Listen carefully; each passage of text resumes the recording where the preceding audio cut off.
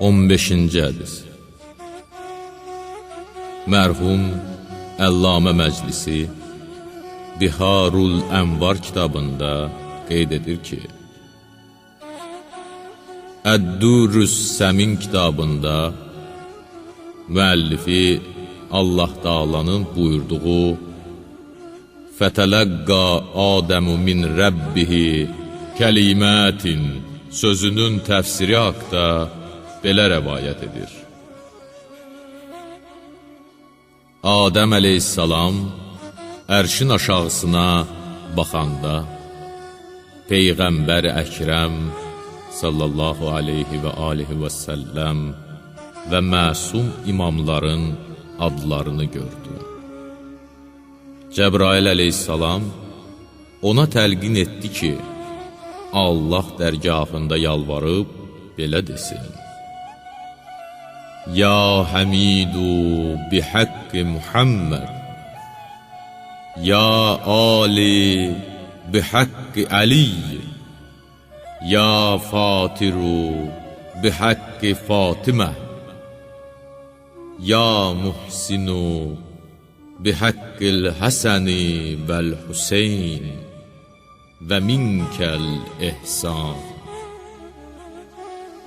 Adəm əleyhissalam Hüseynin adını yad etdikdə gözünün yaşları axdı. Qəlbi sındı, kövrəldi və dedi: Ey mənim qardaşım Cəbrail, beşincisinin adını dedikdən sonra qəlbim sındı və göz yaşlarım axdı. Cəbrail əleyhissalam dedi: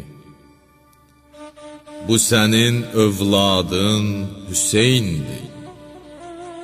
O elə ağır bir müsibətə düçar olacaq ki, bütün müsibətlər onun yanında kiçik olacaqdır. Sonra Adəm əleyhissalam dedi: Ey mənim qardaşım, o hansı müsibətdir? Cəbrail dedi: Susuz, qərib, kimsəsiz və yalqız halda şəhid ediləcək. Ona kömək edən və dadına çatan bir kimsə olmayacaq. Ey Adəm, əgər onu görsəydin, elə bir riqqətli halda olar və o qədər aman susuzluqdan, aman köməksizlikdən deyər ki, hətta susuzluq onunla göylər arasında tüstü kimi pərdə olar. Onun cavabını qılıncdan və şəhadət şərbəti içilməkdən başqa bir şeylə verməzlər. Onun başını qoyunun başı kəsilən kimi arxadan kəsərlər.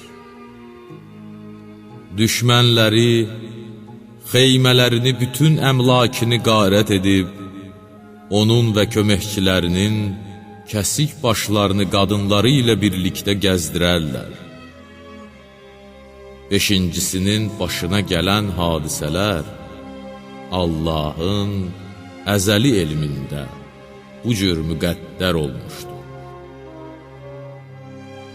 Sonra Adəm əleyhissalam və Cəbrail əleyhissalamla birlikdə ağlaşdılar.